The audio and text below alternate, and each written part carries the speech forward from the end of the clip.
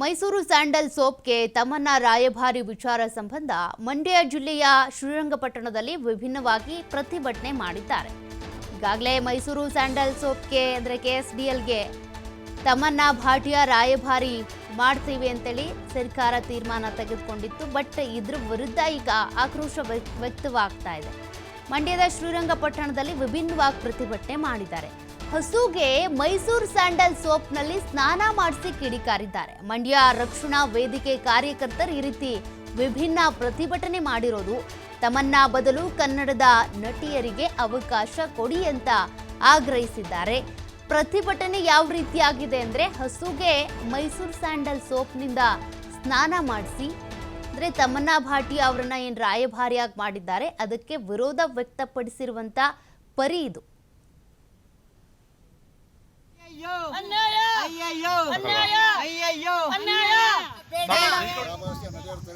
ಬೇಡ ಬೇಡ ಬೇಡ ಬೇಡ ಬೇಡ ಬೇಡ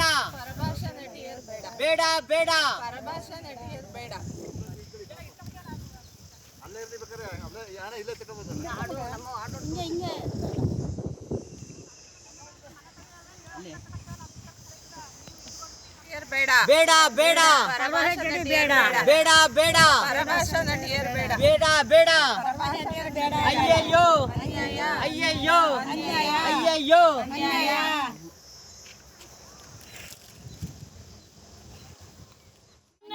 ಅಯ್ಯಯ್ಯೋ ಎಲ್ಲಿಯ ತನಕ ಹೋರಾಟ ಎಲ್ಲಿಯ ತನಕ ಹೋರಾಟ ಅಯ್ಯಯ್ಯೋ ಅನ್ಯಾಯ ಅಯ್ಯಯ್ಯೋ ಅನ್ಯಾಯ ಅಯ್ಯಯ್ಯೋ ಅನ್ಯಾಯ ಅಯ್ಯಯ್ಯೋ ಅನ್ಯಾಯ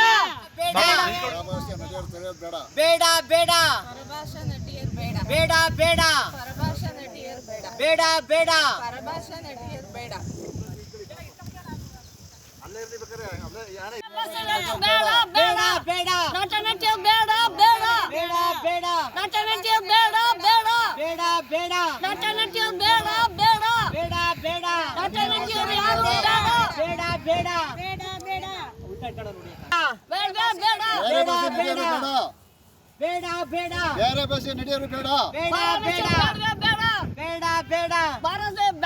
ನಮ್ದು ಮೈಸೂರು ಅಂದ್ರೆ ಮೈಸೂರು ಸ್ಯಾಂಡಲ್ ಸೋಪ್ ಎಲ್ಲ ಫೇಮಸ್ ಆಗೈತೆ.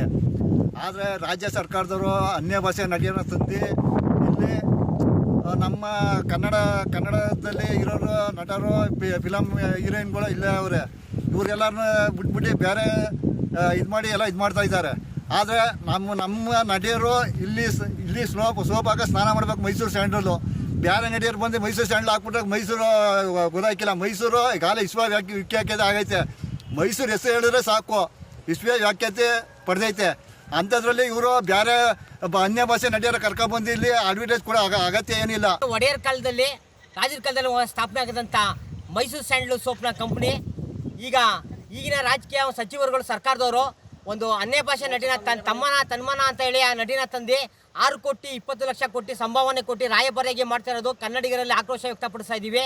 ಮತ್ತು ಈಗಿನ ಪರಿಸ್ಥಿತಿಯಲ್ಲಿ ಒಂದು ತೆರಿಗೆ ಹಣನ ಫೋನ್ ಮಾಡೋದು ಬದಲು ನಮ್ಮದೇ ರಾಜ್ಯದಾದಂಥ ಒಳ್ಳೊಳ್ಳೆ ಪ್ರತಿಭೆಗಳು ಒಳ್ಳೊಳ್ಳೆ ಕಲಾವಿದರುಗಳು ತುಂಬ ಜನ ಇದ್ದಾರೆ. ಅಂಥನ್ನ ಉಪಯೋಗಿಸ್ಕೊಂಡು ಯುವ ಪ್ರತಿಭೆನ ಬೆಳಕಿಗೆ ತರಬೇಕು. ಆಗ ಬೆಳಕಿಗೆ ತರೋದ್ರಿಂದ ಅವ್ರಿಗೂ ಒಂದು ಸಾರ್ಥಕತೆ ಸಿಗುತ್ತೆ.